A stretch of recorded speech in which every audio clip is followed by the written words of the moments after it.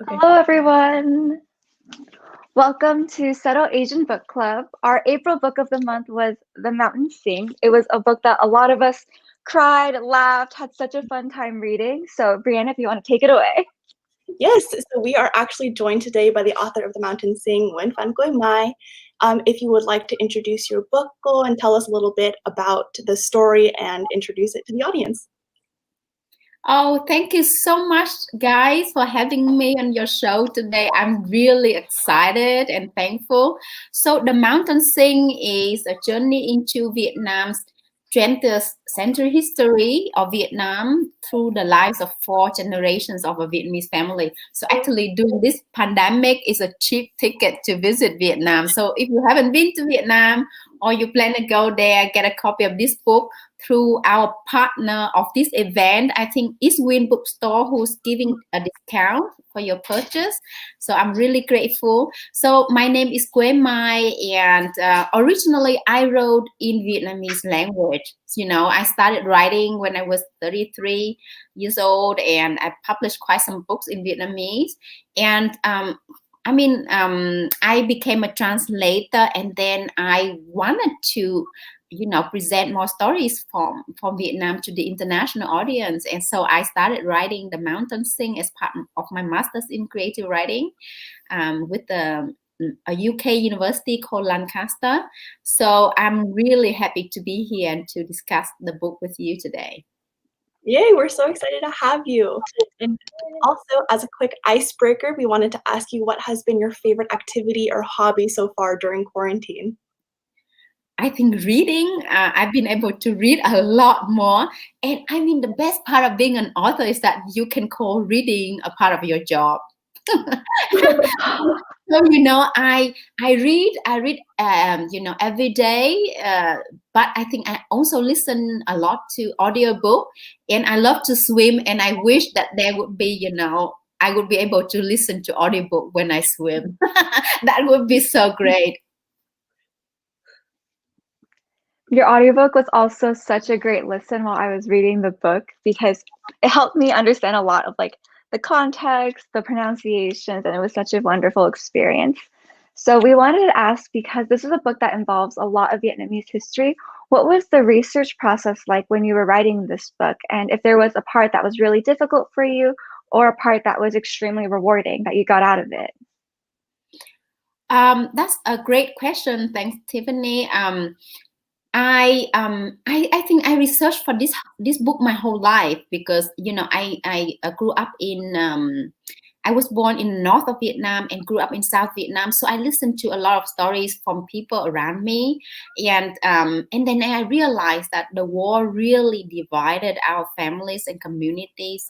So then I researched further by interviewing hundreds of people from all regions of Vietnam, but also from Vietnam, interviewing Vietnamese people in the diaspora, and I backed up, with my understand.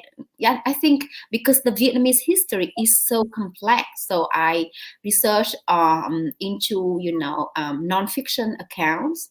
I was very lucky to be able to have access to a lot of diaries from people who experienced, these historical events. And I went to Laos, Cambodia, as well, and researched into the the battlefield. I visited battlefield and also museums, museums in France and in the US. And I think research into the real life locations and different aspects that I incorporate into the story is so important. For example, a difficult thing to write about or to research about is to like the real life experiences of people during the Vietnam War or during the land reform or the Great Hunger, because there's a lot of trauma involved. So I did my PhD on the ethics of research and how to design questions and how to protect the interviewees from being hurt from your research, like how to not provoke their trauma when you're doing your research. And I think the fun part was like researching about Vietnamese traditional medicine. So I went to the herbal medicine street in Hanoi called Hải Thượng Lát Ông Street or Thuốc Bắc Street, you know, and it's like it's so amazing to talk to the herbal doctors there, and they show me different types of herbal medicines that they use, and I mean the smell is just so spectacular. So if you visit Hanoi, you know, you have to go to the traditional medicine street. You can smell it from afar, you know. And when I grew up, you know, my mom used to brew me pots of traditional medicine whenever I was sick, so it was part of my life. But I mean, the research was enabled me, you know, to understand a lot more into the practices of our traditional medicine. So that was a lot of fun. That's so cool. I'm pretty sure I visited that street too. When you said Thuốc Bắc, that sounds really familiar. I think you must have been there. I mean, if you were in Hanoi, it's one of the street in you know, in the old quarters. So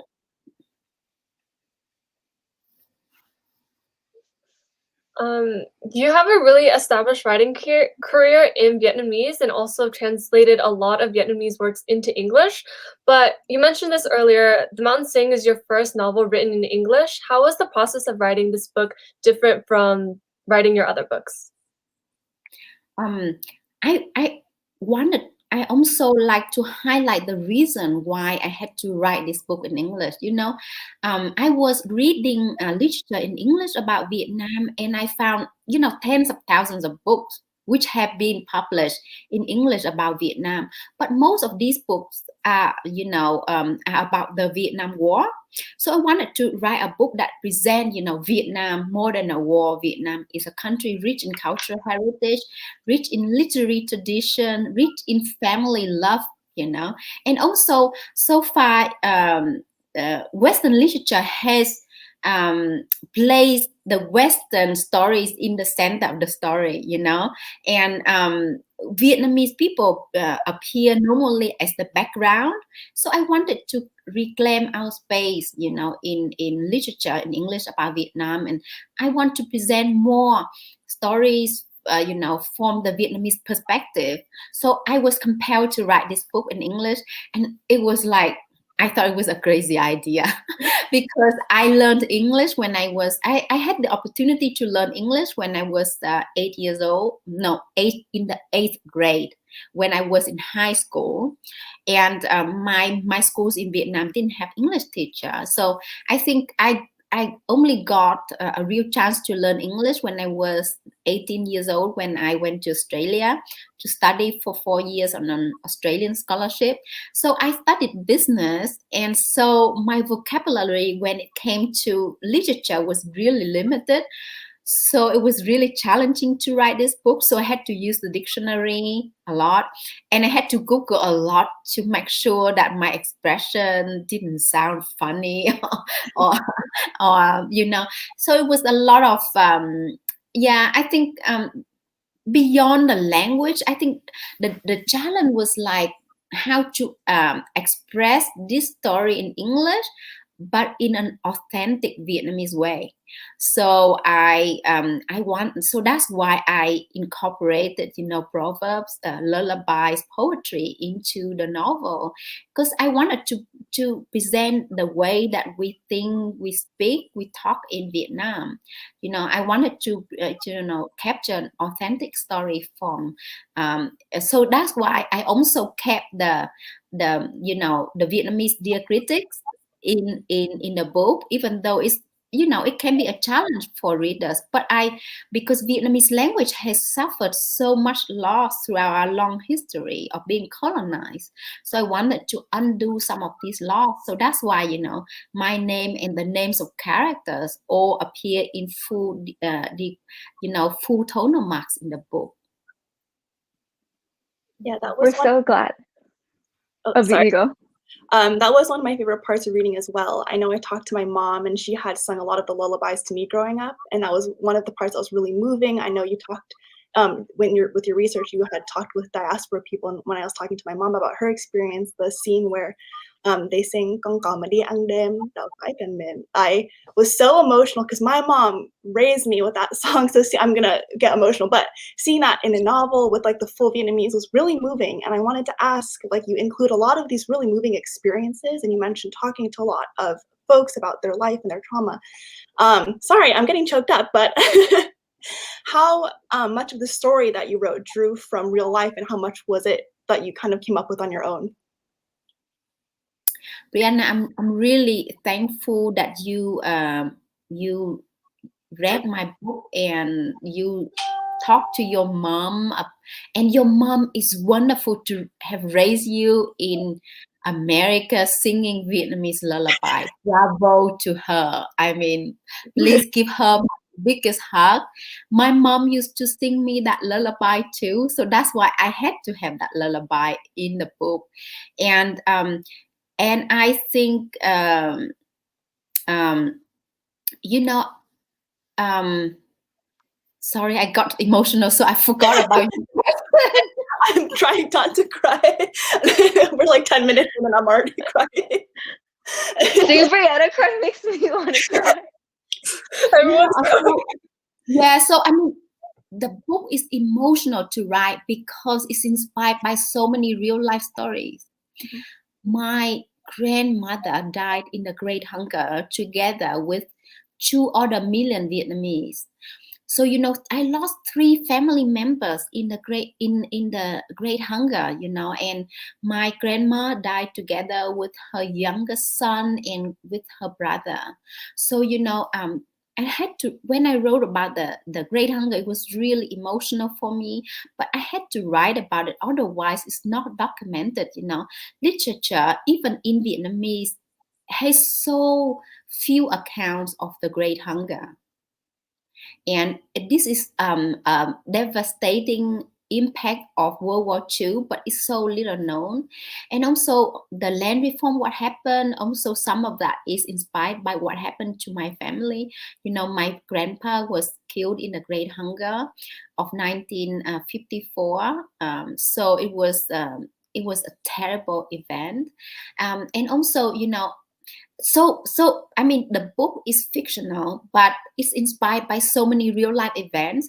For example, Grandma Diệu Lan, how she ran away with her children and having to abandon one child after the next. It happened in real life to the grandma of my good friend, whose brother was killed in the land reform and who was forced to run away with her kids. And I mean, as a mother, to face that decision that you have to leave your children with strangers, to be able to save them is just so unthinkable. So when I heard that story, I told myself I had to fictionalize that story into my book somehow.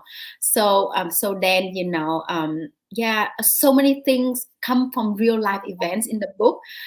So I mean, it was really emotional to write and edit. I mean, every time I edited the book, I cried, and I think I still have in my computer hundreds of versions of the book. I never delete anything. So each day when I work on it, I save another version because just in case, sometimes I make really big changes and I want to make sure that I keep everything. So so a lot of true stories have been fictionalized into the Mountain Sing. So that's why it feels so real. As writer, readers wrote me and said, "Oh, I'm sorry to hear about your grandma's story. Grandma Diệu Lan is a fictional grandma, a grandma I wanted to have because both of my grandmothers had died before I was born. So I wrote this book to have a grandmother." Yeah, that oh, sorry. You go. Oh, I just wanted to say that actually this part of the book that you mentioned where she has to leave her children behind one by one was one of the parts that my mom really got emotional about, because that's what happened with my Bangwai. When they came and took Saigon, like when Saigon fell in 1975, my grandma had to start sending her 9 kids away one by one. And I asked why she did it like that instead of sending them all away together. And my grandma had told me about my Bangwai was like, because if I send them all together and I lose them all, that's all of them at once. But if you send them one by one, then the odds are at least some of them will make it out. And I can't imagine as a mother having to make that choice to send them all. And like my family members, like my aunts and uncles were all like 7, 8, 9, 10 years old, so young at that time, going out by themselves, trying to leave the country on a boat with no parents, no one to care for them, all alone, no siblings. And like reading that part of the story when like she starts and when Ngọc was like, Mom, how could you do this to us? Like you're leaving us all behind. Like my mom felt that too, because she also felt that anger with my Mai at the time. And now it's only like 40, 50 years later, she understood why that had to happen. And seeing it written down here was just so emotional. Like it's really, really a reflection of Vietnamese history and diaspora experiences. You know, like I've heard incredible stories like that, like your grandma, what she had to do to send the young children one by one out, you know, with strangers on boat, right? With the hope that they would make it overseas. I mean, it's an incredible act of sacrifice, of courage. I don't know. I mean, the choices that Vietnamese mothers have had to face throughout our history is just incredible. And I am so glad your mom and your uncles and aunties made it safely to the US. Oh, what an incredible blessing. I mean, thank you for sharing your story. Someone just put in a comment. Now I'm tearing up. Thank you. And I'm sitting here crying too.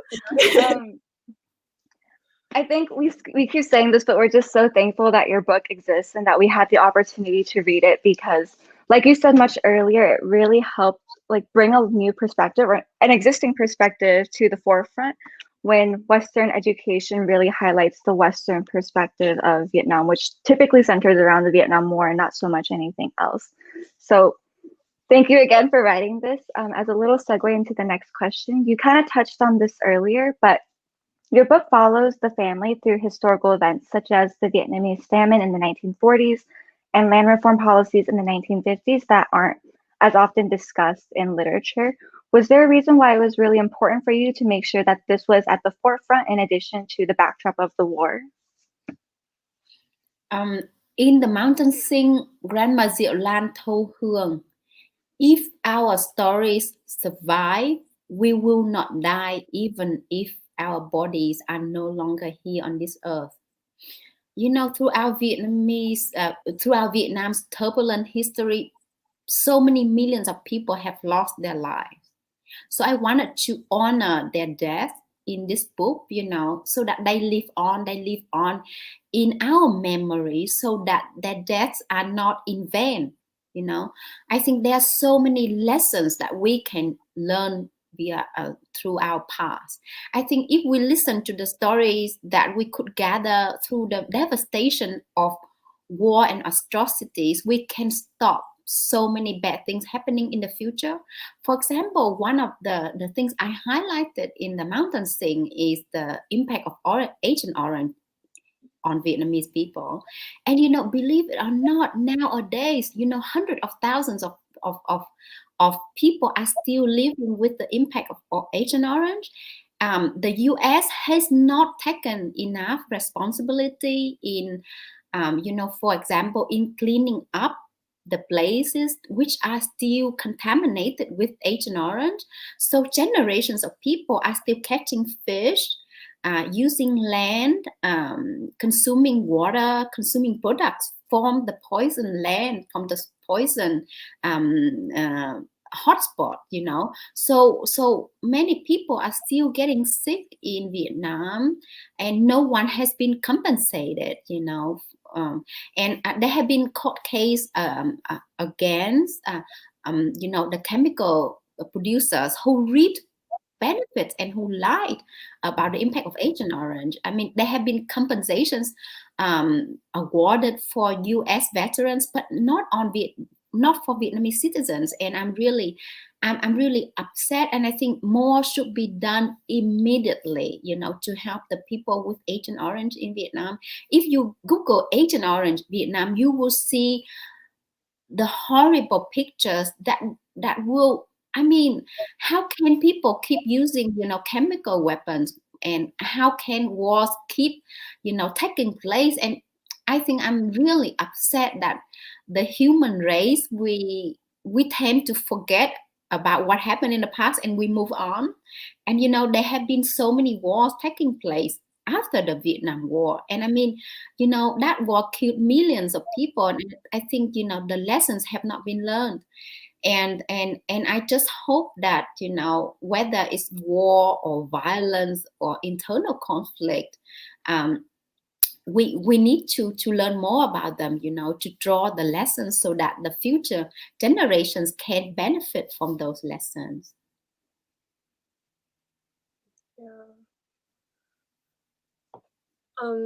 As we transition away from specifically into research and into the plot, the characters, The Mountain Sings is a multi-generational tale, and I love how we follow. This is one of my favorite parts about the structure of the story, of how we switch from chapters from the grandma's perspective and the granddaughter's perspective, and then as the story goes on, we get to learn about the mom or daughter and just the whole family. Was there a favorite character to write in general? I think it's hard to say who's the favorite character.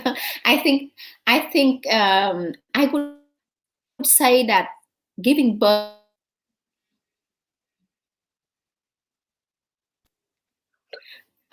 Sorry, did I get cut off? Yeah. So I was just saying, giving birth to a character in a book is like giving birth to a child. So you have different emotions and attachment to that character.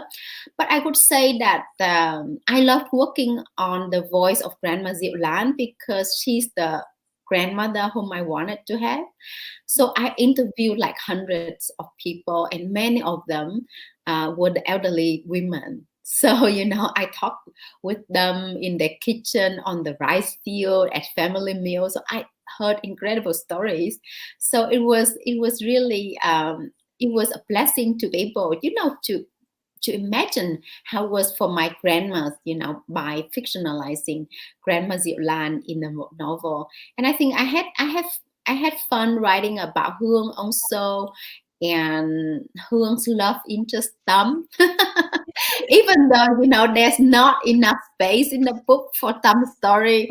Actually, I finished writing my second novel now, and the third novel I want to write more about a love relationship because, I love reading love stories, and so I wanted to write a book which has more of the love stories. Was there a most challenging character? Oh, sorry. Oh, the most challenging character, I would say Ngọc, Hương mom, who's a traumatized, doctor who returned from the war. I mean, to fictionalizing her trauma, I did a lot of research on PTSD and trauma and its impact on people, and it's a part of my PhD research. So I read so many books by war veterans and their depiction of trauma, and I also read a lot of nonfiction books.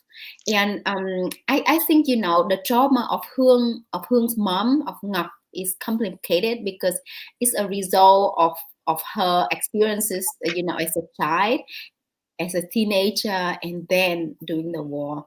So it was difficult to write her, and actually the most difficult part was to write her diaries. And and at first I worked on it for months, and it did not feel right. So until one day I threw everything away and I started writing the diaries in Vietnamese. So I started writing with the word anh ơi. Anh ơi is what we call our lover, our husband. And it's such a sacred term. And when I wrote it and I wrote in Vietnamese, all the emotions overwhelmed me. I was crying so much. And I wrote in Vietnamese for a while. And when it felt right, I transferred it into English. So I think, the Vietnamese language opened the key, was the key that opened into that cabinet of emotions for Hương mother. And yeah, it was really emotional for me to work on the diaries. And every time I read the diaries, I cry, because I know Vietnamese women who went on the searches for their husband during the war like that. And it's really incredible. It was such an emotional scene to read, especially because like we all love our family so much. Getting to see the pain from home, seeing that was very intense. Yeah. I also really love how all of your characters just feel so real and so multidimensional. And one of my favorite scenes when the grandma was talking about how Sang was a cute little boy, even though now he might seem a little more annoying, like as an adult, but he is such a cute child who saved them multiple times too. Um, so one message that really stood out to us, and a lot of people talked about during the book club, was that everyone was really humanized, and you really touched about how really everyone was impacted by the war, from the American soldier who was in Vietnam and was like taken, as well as people who are fighting on opposite sides in the North and the South. You really showed the empathy and the humanization of each person. Could you talk a little bit about why this was important for you? I think war takes place because people dehumanize the other side. We look at other people as the other, as whose lives are less valuable than ours. So I think I wanted to present all sides of the Vietnam conflict, that there are human costs involved regardless of who we are, regardless of whether we are Vietnamese, American, or other people. I think all of us love our families, all of us love to cook and sing and dance and live in peace. No one wants to live with fear that a bomb is going to be dropped onto our head the next minute. So I think it's really important. I grew up being brainwashed. I grew up in Vietnam being brainwashed, being told that the American soldiers had no emotions. They were killers. They did not, have feeling for other human beings. And actually, my years of working with American veterans, let me see otherwise. I mean, after the war, so many American veterans have come back to Vietnam to help build school. Many of them have translated Vietnamese literature, and I think I wanted to highlight the terrible things about war. They can turn cultured people into monsters, like what happened to the Japanese soldiers in the mountain scene. What they did to Grandma Diệu Lam's father is just unthinkable. But that's the things that happened during the Japanese occupation of not just Vietnam, but of Asia. They did so many horrible things. So I think I wanted to highlight the humanity of all sides, so that we are more open to each other's stories. I think there's a tendency of us, once a war takes place, that we take side and we refuse to acknowledge the other side. And I just wanted, for all of us to be open-minded. And I think writing this book was a process for me to open my mind to different stories from different sides. I mean, because I grew up in North Vietnam, right? And in North Vietnam, our education was very strict, and I did not have access to stories by the Southern Vietnamese or Vietnamese in the diaspora or Americans. So it took me years to, start reading and listening to those stories. And, they're really eye-opening. And I think, like Hương said in the Mountain Sing, if people are willing to read each other and see into the light of all the cultures, there would be no war on earth.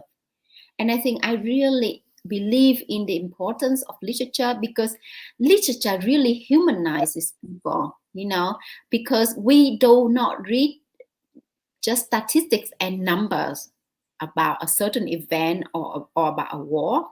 We get involved in their lives. We know the faces of the people.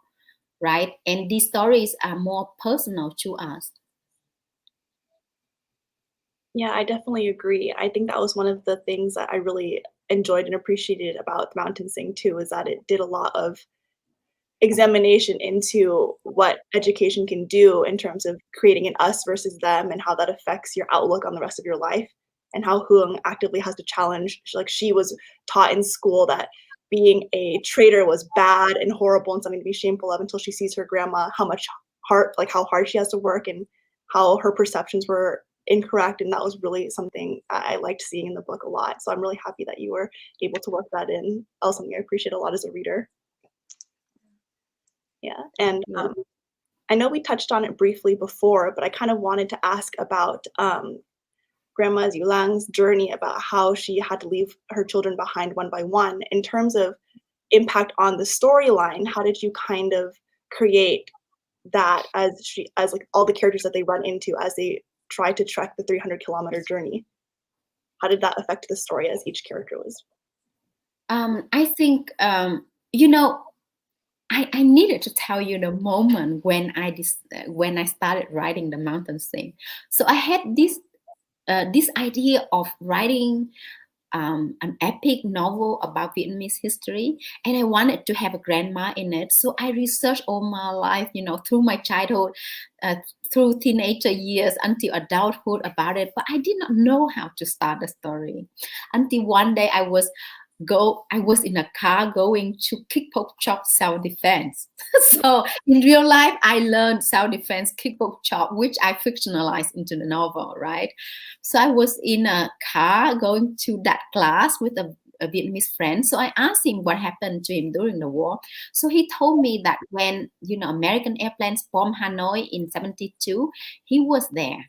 And he was alone with his grandma, and he told me incredible stories how his grandma saved him from the bombs.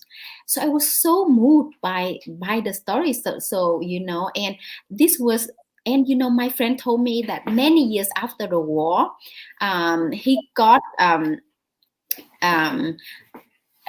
onto an airplane for the first time to go on a business trip, and the engine sound of the airplane really freaked him out. He was screaming. He had to be taken out of the airplane. So I realized how traumatized many. Oh, sorry, I lost you again. So I was saying that my friend was very traumatized. So it made me reflect on the impact of trauma on Vietnamese people until today. So I decided, to. So that night, I wrote a scene that would become the first chapter of The Mountain Sing. So I had a grandmother and a granddaughter in it. So I put myself in Hoong's place, being taken care of by a grandma whom I wanted to have. So I did not know what would happen to her, to the two people. So when I had started writing that already, so I talked to my friend whose grandma experiences the land reform and who had to run away with her many children, and she had to abandon one child to the next. So I thought, perfect, I had to include that story into the book. But so I just wrote every day, and I did not know how it would come out.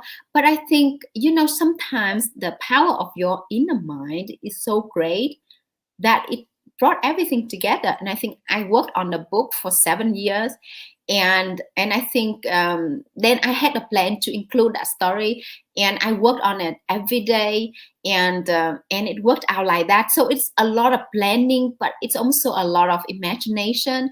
And I think, the fact that Grandma Diệu Lan had to leave her children changed their relationships a lot. I mean, it broke them apart, right? The trauma really destroyed them. Grandma Diệu Lan felt really guilty throughout her life, and her kids also resented them. So there's a lot of trauma. So it took years for the family members to come to terms with what happened and the impact on them.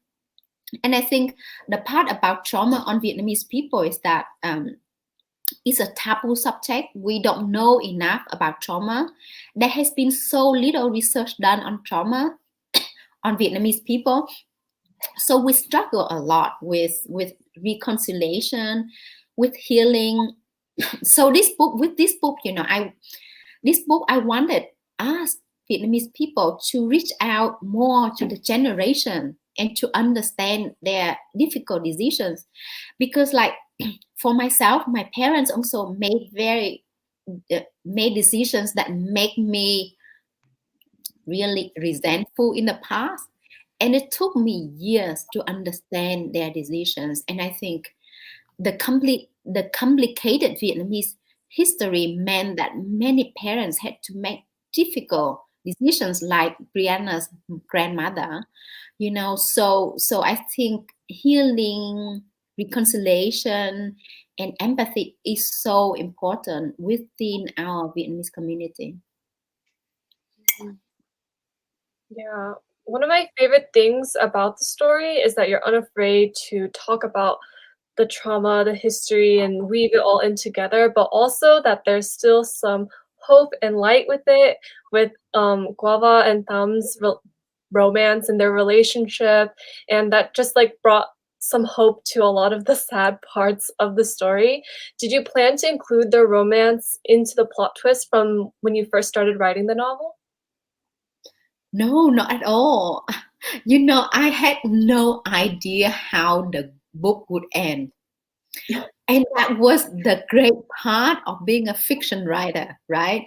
Because every day you start with a blank space and a blank space page, and that and then you hope you create some magic.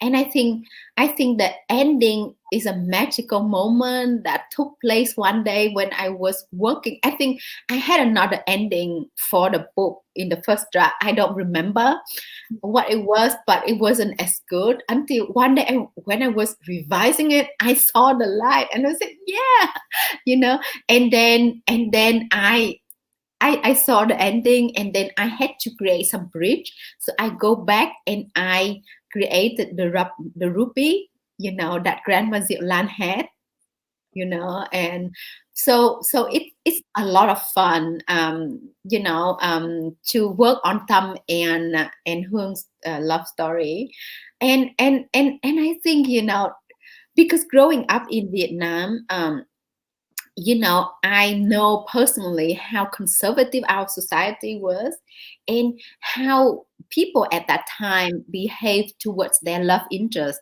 People, if people like the other person, they would not even, it took them a long time to hold hands or, so that part is so true. Now it's not like that in Vietnam anymore. But, that was, that period of the love of the young generation, the young, how the young Vietnamese people express their love towards each other during that time is really, really special. So I wanted to capture that in Hương and Tham's relationship, and I'm glad you like it.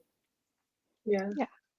I love just like, it was such an educational read from one end, but at the same time you feel so invested in these characters with Grandma Diệu Lan and also like her husband, and then just all of her children too. Like you end up loving Song and everyone.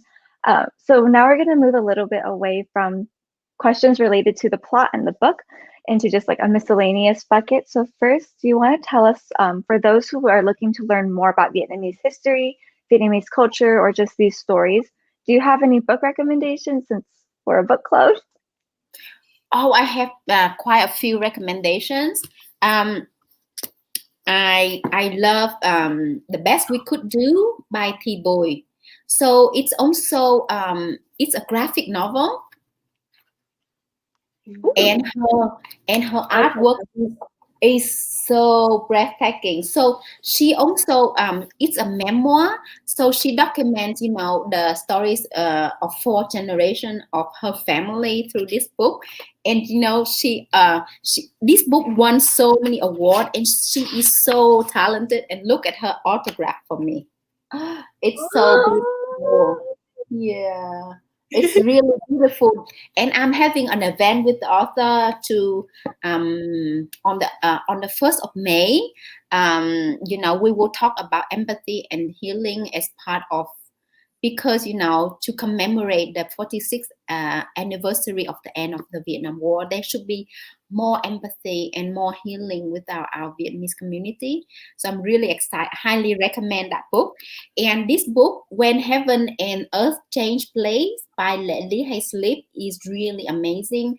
It's about also Vietnam, about it's a memoir about her life growing up as a farmer in Vietnam, and how the war affected her, and her life afterward.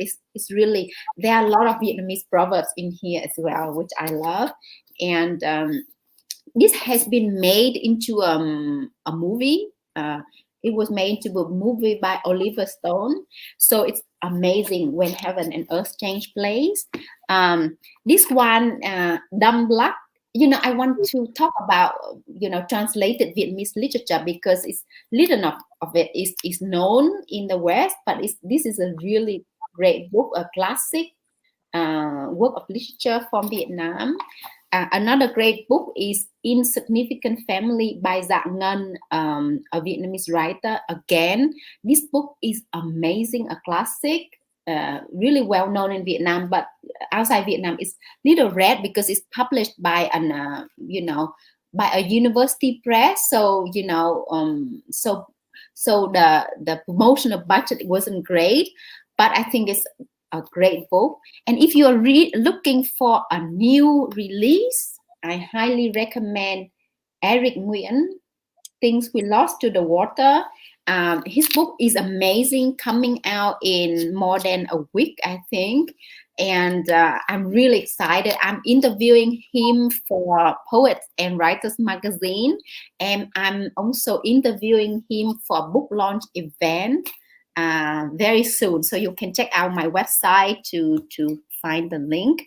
There's so many other works of Greek literature that will take you to Vietnam. And in my Instagram bio, I have read Vietnam selection, so you can go to that and check out different titles. Yeah, I read Dumb Luck actually in school. I majored in history, and my concentration was Southeast Asian history, and we read Dumb Luck, and my professor at UC Berkeley is actually the person who did the English translation for Dumb Luck.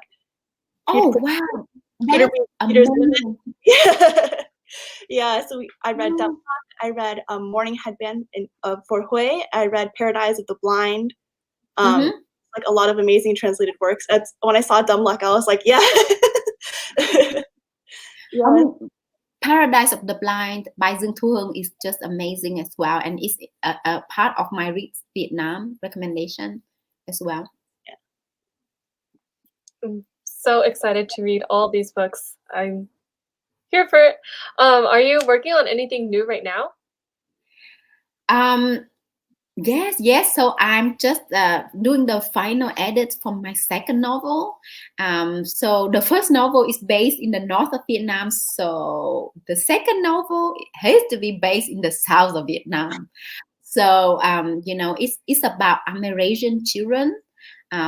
Children of American soldiers and Vietnamese women born and abandoned during the Vietnam War. So believe it or not, there were during the Vietnam War, around 2.5 million Americans were in Vietnam. Most of them were men, and many of them had relationships with Vietnamese women. And when these women were pregnant, the men didn't want the kids. So about 100,000 of those mixed children were born, and so many of them were abandoned and had to grow up in orphanages.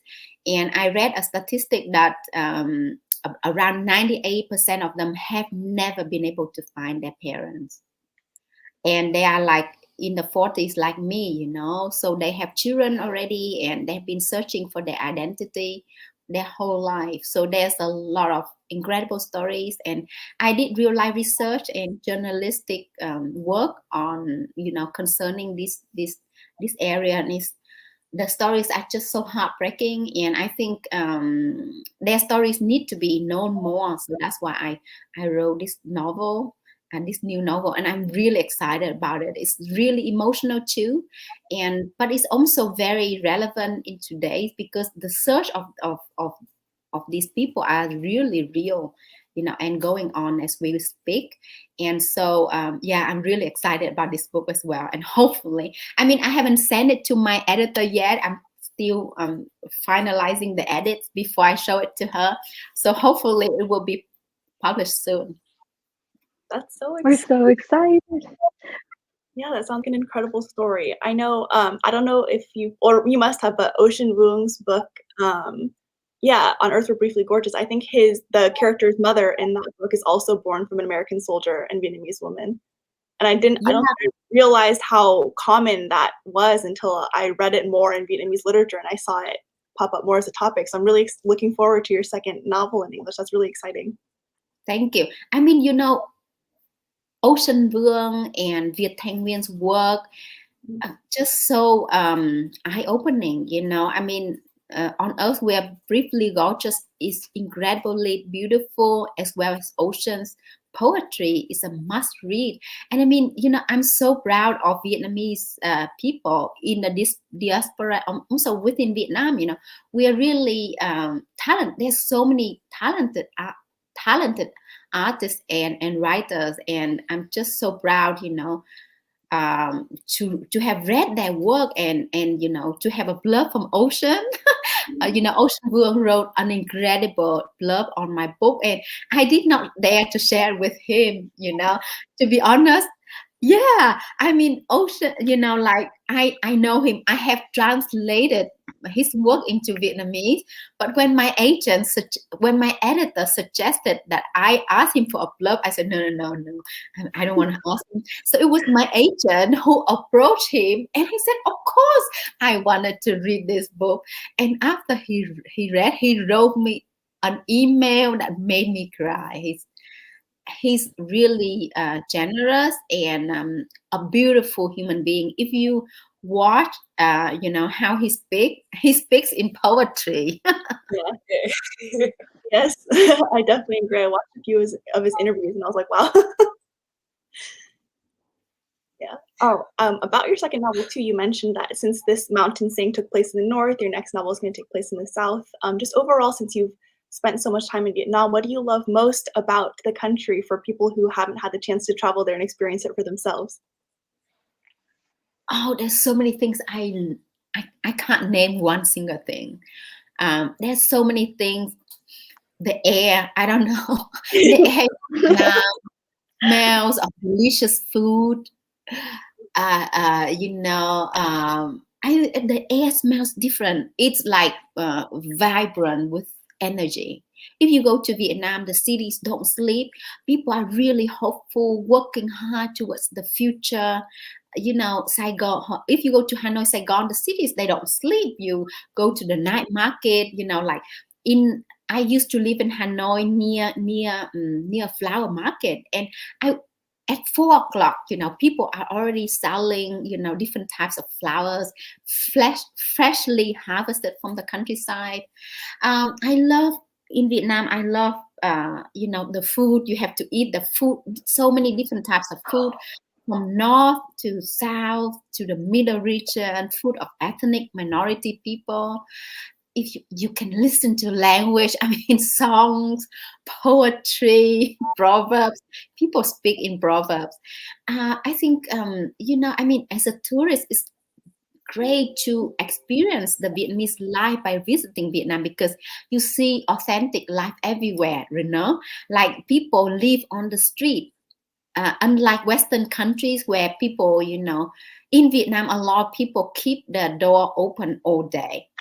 We keep our doors and gates and windows open all day, and people drink tea on the street. We wash clothes on the street.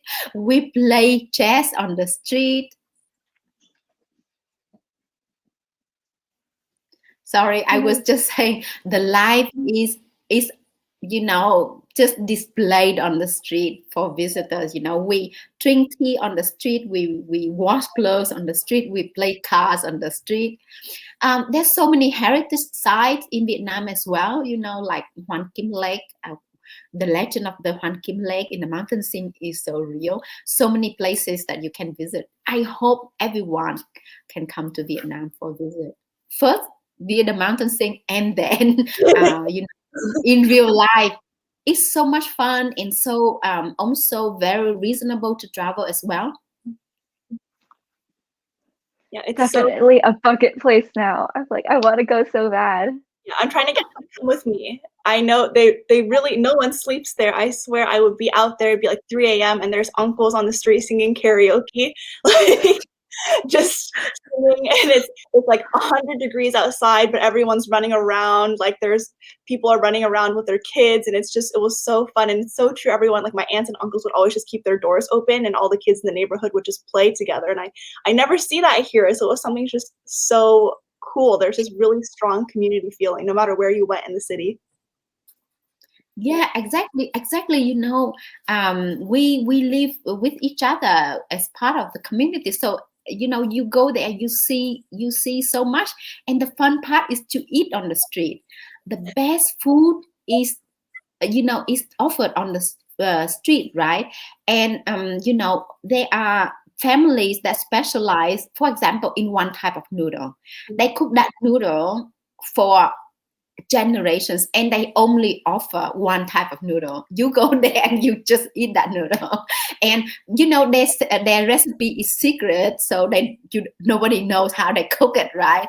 And so for example, when I go to Hanoi, my best friend could take me on her motorbike, and we go around, and she say, I take you to this place, and it's so crowded, right? And we sat on the pavement, and there was not even a table. And so we had to eat noodle holding it on our hand and with the chopstick, and around us people were just eating the same, and surrounded by trees. And it's opposite a really ancient part of the Hanoi Citadel. I mean, there's just so many things to see and do in Vietnam, and the best part of the nightlife is like we say, đi ăn đêm. We eat out during the night. So if you get hungry at night, no worries, you go out on the street and you can eat. 2-3 o'clock, the restaurants are still open, and they offer all types of food. It's a lot of fun. It's especially good if you have jet lag and you're awake at some really random time. Like you can go outside and find an auntie selling soy, and then just get some sweet rice to have as a snack at 3 a.m. It was the best. I'm so glad that Brianna has gone back to Vietnam very often, and she got to study with Peter. I think Peter Zinoman. Yeah, I took classes with him. Yeah. He's an amazing scholar who has translated a lot of Vietnamese literature, and a great mind. So please send my best regards to him. I'm a great fan of his work. So one question we really wanted to ask you was, what do you hope for readers to get out of your stories? And do you have any lasting messages for them?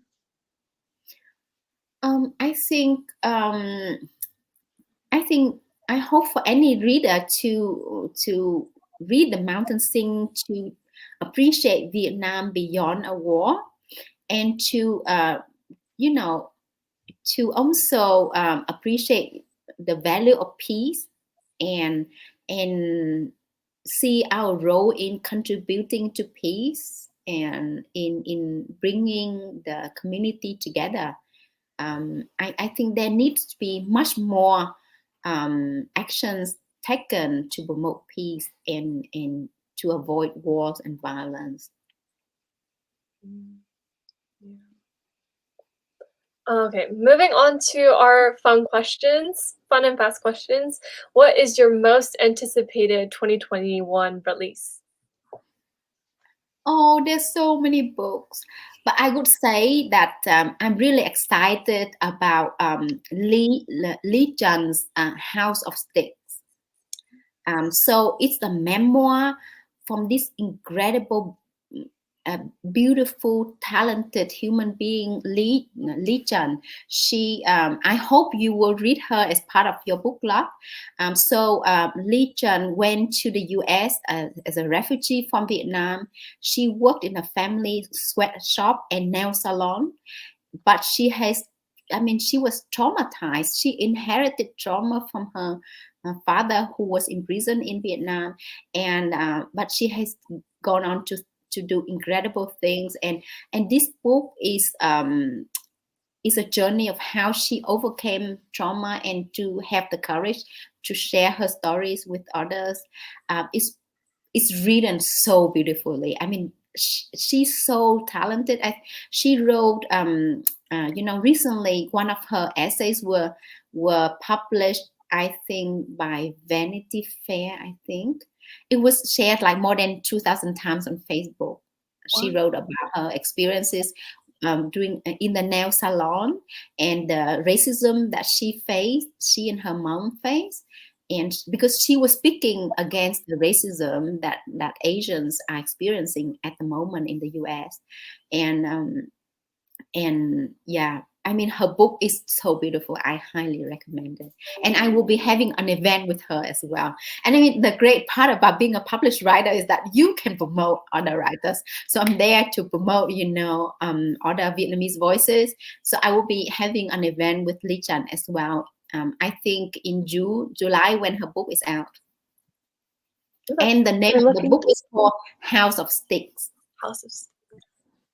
That's awesome. We're looking forward to it. So not necessarily a 2021 release, but is there a book that you have that is your favorite that you would recommend to everyone, like a must read sometime in your life? Must read, I would say The Sympathizer by Việt Thanh Nguyên is amazing.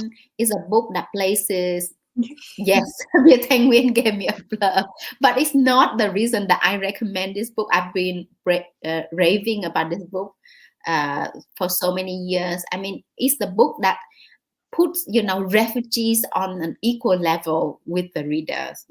He celebrates refugees and the things that refugees have done and have contributed. Ocean Vuong's On Earth, We Are Briefly Gorgeous is just so amazing, as well as his poetry. T-Boy, The Best We Could Do is also magnificent. So many books. I'm sorry, I can't recommend just one single one. No, we love tons of book recommendations. I know the book club does too. We're here for them. This might be a hard question as well because Vietnamese food is just so, so good. But do you have a favorite dish that you really love? I know someone in the comments said they love bánh xèo. Oh, bánh xèo is amazing. Bánh xèo, like you need to eat it hot when it's just out of the pan, when it's crunchy, and you have to wrap it with Vietnamese, it's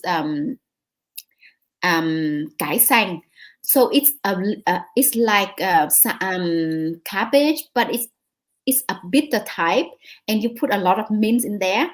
And so you put the bánh xèo in the middle of the leaf and the mint, and you roll it up, and then you dip it in fish sauce and you eat it. And one bite has so many flavors that will explode in your mouth, and it's so wonderful. I have so many favorite dishes I can't name, but anything cooked by my mom is my favorite. She cooked, guk, sticky rice. This sticky rice, she soaked sticky rice the night before, and then she mixed it with the red flesh of a guk fruit. This guk fruit is big like this, and it has flesh which is red in color, and this flesh has to be marinated with rice wine, and then she steams it with coconut milk. And this is a dish which is offered during special occasions like during our New Year, because the red color will bring luck, right? And the taste is so exquisite, and everything from nature, the coconut milk, the guk fruit, the rice, everything, blends in together so well.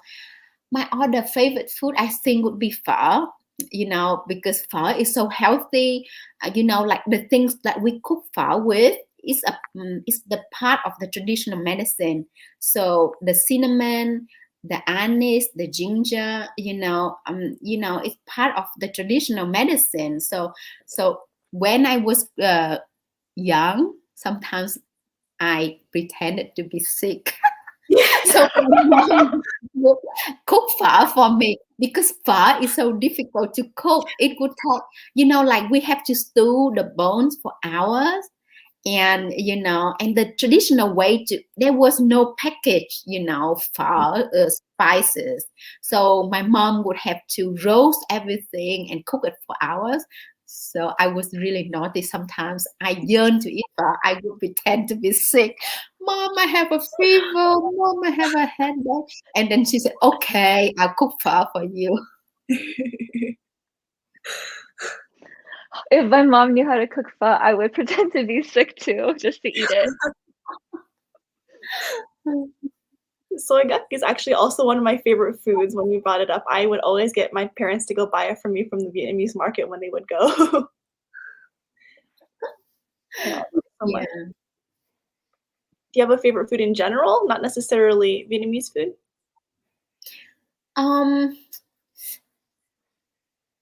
I love food from different places around the world, right? I mean, I love seafood.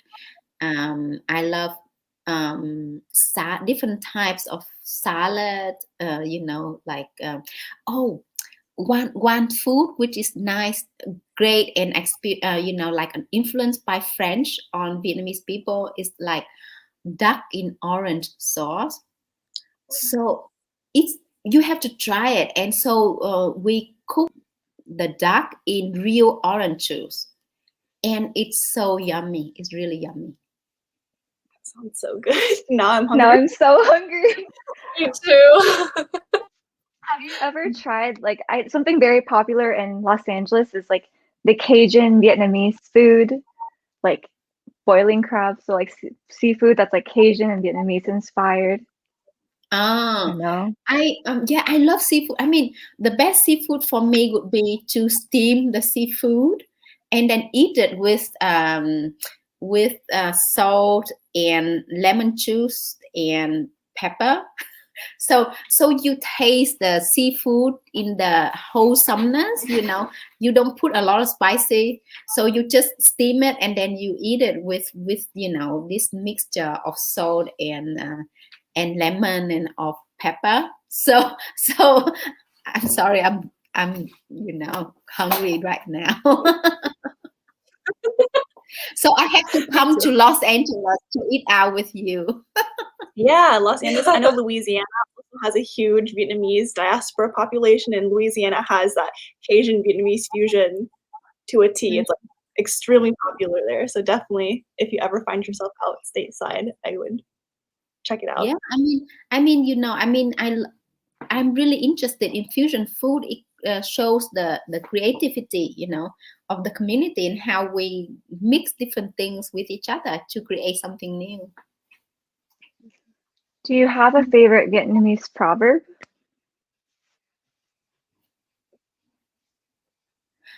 Oh, there's so many.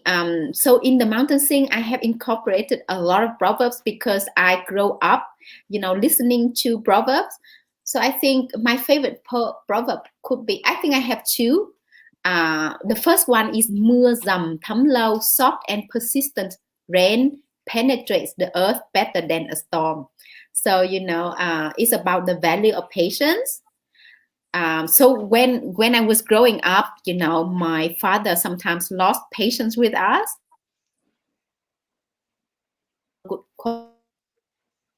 Mưa dầm thấm lâu, soft and persistent rain penetrates the earth better than a storm. So my father would, okay, so he became more patient. Mm-hmm. And if I come home and if I had a bad day and I was complaining, my mom would say, trong cái rủi có cái may. Good luck hides inside bad luck. Mm-hmm. Yeah, so I love these proverbs, and you can read there are a lot in the Mountain Sing, and I mean it's I brought them into the book because they are part of our culture, a part of our daily life. So I couldn't write an authentic story about Vietnam without the proverbs. Do you have So a favorite? those were. Oh, sorry. There you go. Oh, I just want to ask, I know you featured one of my favorite lullabies too growing up. Did you have any other favorites that maybe weren't included in the book? Yeah, I mean I included the con cò mà đi ăn đêm. So it's a lullaby that talks about the mom who worked the grain, right? Who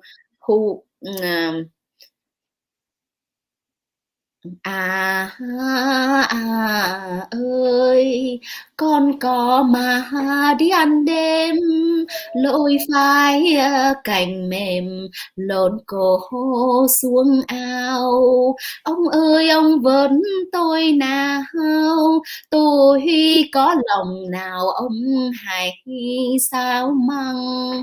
Có sao thì sao nước trong, đừng sao nước nồng đau lòng có con à, à, so so I used to sing lullabies like this for my kids, and like in the lullaby you sing it when you swing the kids in the hammock gently, and that's the traditional way we put the kids to bed. And I think growing up in Vietnam we were hungry, but my mom wanted to make sure that I was rich in my imagination, rich in my mind. So she sang a lot of lullabies for me, and lullabies were also sung around the neighborhood. And I think one of the things I had to capture lullabies and proverbs into the book is that I feel like the younger generation, don't use them as much. And that's a pity, because like nowadays people don't sing to their kids anymore. People don't tell stories to their kids anymore because they're too busy. But I think it's really important to keep these traditions going. That was such a lovely lullaby too. You had such a great voice. Whenever I sing, Brianna and Alexandra yell at me, but this was wonderful. Those were the questions that we had prepared, but we wanted to answer some that we got in the comments. And I think the first one that I see was someone asking about the lasting effects of the country and two after like lingering prejudices. If you want to talk a little bit about this. Yeah, for sure. There's still a lot of prejudices. For example, the people who fought, against the winning regime and alongside Americans, they were very much discriminated against. And some years after the war, the children of those soldiers could not go to university. So at the moment, they are still called, nguy, or the illegitimate, so there's still a lot of discrimination. So I think reconciliation among Vietnamese people is really difficult. And I mean, that's why in this book I had to present the story of Uncle Minh, the reason why he had to go to war, and his side of the story. Yeah, I really loved reading his chapter too, because it was, again, that different perspective, and you brought a lot of empathy and understanding to both sides. Thank you for the great question, Banuna. Is there another one? Yeah, I think so. This one? Are there still incidents from unexploded ordnance in Vietnam? This is another great question. Yeah, I mean, unexploded ordinances is one major problem we have been facing in Vietnam. Just yesterday, they dug up a huge bomb when someone was renovating the house. So there are still a lot of unexploded ordinances in my homeland, and sometimes people are still being killed or being injured by them. So yeah, and there's still areas that you are not supposed to go there alone. Yeah, so there's still a lot of work to be done in that area, because I think so many millions tons of bombs were dropped onto Vietnam at that time. And not just Vietnam, Laos and Cambodia are still badly affected as well. So I went to an area called Vientiane in Laos, and so many people lost their arms and legs until today because of the unexploded ordinances. We also got a couple more questions coming in. If you feel comfortable, could you talk about the education programs for Southern Vietnamese people after the war? Yeah, I mean, so re-education camps were set up to, to keep the people who had fought against the winning regime alongside Americans. And I had neighbors who had to go to those re-education camps, and they spent years there. And actually, in the beginning, I did not believe that they were bad, because we were told that they were necessary, and they were just like places for people to learn to become good citizens again. But actually, like, I read incredible stories afterwards and heard real life accounts. So yeah, and these camps, traumatized a lot of people, and I heard stories of people dying from the experiences from these camps as well. And in the memoir House of Sticks, Lee Chun talked about that, because her father was kept for many years in the re-education camps. And it's not just the camps were not just for soldiers who fought against the communists, but also people who were called bad elements of the society. So for example, a lot of Amerasians, the mixed children whom I write about in my second book, were kept in the re-education camps as well. So they also experienced a lot of trauma. So I wrote about re-education camps in my second book. My father was in a re-education camp for 3 years before he was able to leave, and then my grandpa was there for 7. And during that time, you weren't able to contact your family. Like, my mom explained it, like, one day my grandpa had just received notice that he needed to meet in the town square. No, not saying why. So he went that day and then never came home. And then 7 years later, they didn't know if he died. They didn't know where he went. He just disappeared that day after he left for the town square. And then 7 years later, they found him again in the north of Vietnam. And I can't imagine, like, my mom, of course, it's really traumatic for her, so she has never gone into detail about it, but I used to talk to my Omai about it, and he said that it doesn't even feel real, like, when he thinks of those 7 years away from his family in the jungle, like, having to eat, like, frogs or leaves off of trees in order to survive, that he doesn't even think of it as an event in his life, but as something just like a dream that he had that he woke up from. How lucky that both your father and your grandpa survived those traumatic and terrible times. I mean, I can't imagine the trauma that those family members went through, right? Your mom, and not knowing what happened, to the loved ones, and they just disappeared. And that's what happened, with the re-education programs.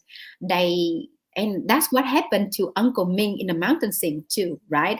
He was told, to report, and then, ushered onto a bus that took him to the mountains. He had no chance of telling the family that he could be going to prison for years. So it was a dark chapter of our history.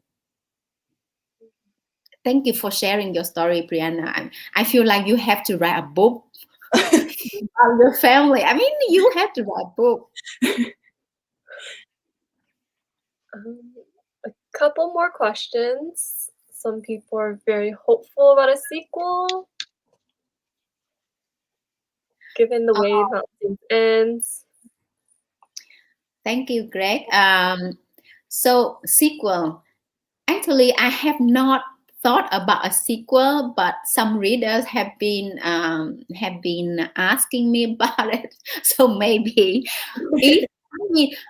I think a sequel would be fun, because, like, I would work on the love story of Hương and Tam, right? I mean, I need to write a love story for my next book. I mean, come on, the world needs more love stories and less, I think, more love stories. Yes. So maybe, I hope so. I hope so. Okay, so I hope that in the future things will get less busy and I have more time to write. And I really look forward to penning the sequel. Thank you, Greg. Okay.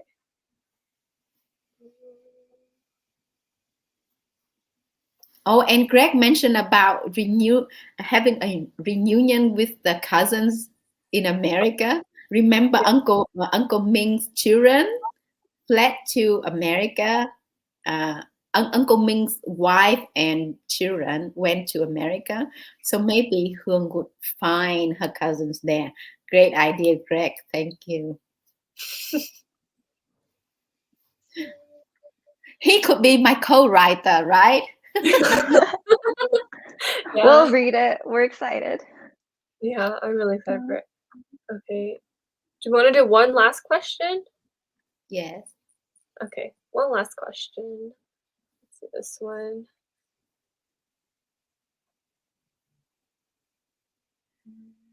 Oh, this is such an amazing question. Thank you, Miley.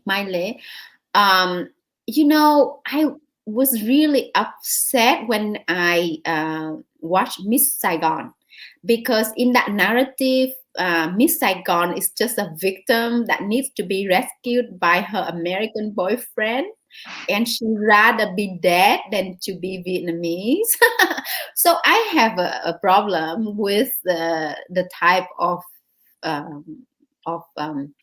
musical like Miss Saigon and many Hollywood movies as well, you know, that depict Vietnamese as victims, as absent of agency, as absent of trauma, as those who need, especially women who need to be rescued by men. So you know, I wanted to write against these and to present Vietnamese women as complex, as those who are the pillars of our families, of our society, of the ones who, of the people who are traumatized but who are capable of offering healing to other members of our community. So thank you. I mean, I think, I mean, I appreciate the interest on Vietnam and the works that have been you know, produced or published about Vietnam, but I think there should be more stories from Vietnamese point of view.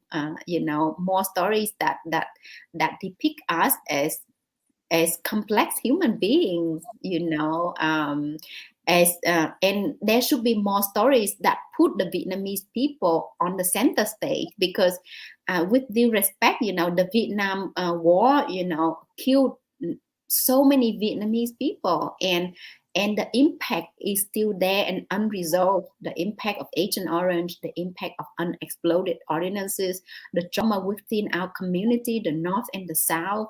There's still many complex issues that need resolving, and I think it's time that we pay more attention to these stories and not sensationalize us, you know, not exploit our stories for the benefits of the Hollywood or for entertainment, because you know, there is so much, you know, I mean, I think when it comes to stories about those who suffered by war and conflict, I think there should be more ethics, more sensitivity, you know, to and more respect and more empathy, right? And for example, I was watching Da Five Blood, you know, and this, even though, you know, it's a very important movie in terms of to highlight the racism, you know, and the Black Lives Matter, but I think all Asian lives matter too, you know, in that Hollywood movie, you know. I mean, the way the Vietnamese appear, you know, I don't agree with that at all. I think there should be more complexity and more space given to the Vietnamese people, you know, in that movie. So I think thank you for this question, and I hope you will support more Vietnamese own voice stories.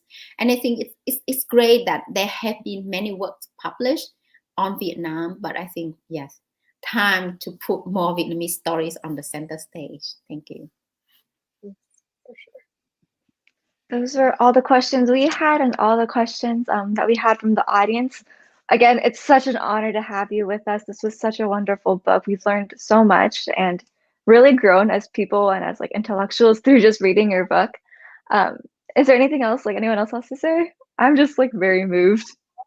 Yeah, me Thank too. you so much for hosting me, and thank you everyone out there who's watching this show, joining our show today and later on. I want to hug you and thank you for surviving this pandemic. I want you to continue to take good care regardless of whether you are vaccinated or not, because I'm looking at the news in India and I'm really scared. And I want all of us to take really good care and stay safe and stay home and read books and stay alive. Good advice. Good advice. Join us again in May across Discord, Facebook, all of our social media. We'll be reading The Stationery Shop by Marjan Kamali. And we're very excited. We also have some very exciting May plans that have not been announced yet, but you will want to keep an eye out for that. So make sure to follow us on our social media. Thank you so much for watching, and we'll see you next time. Thank you, everyone. Bye.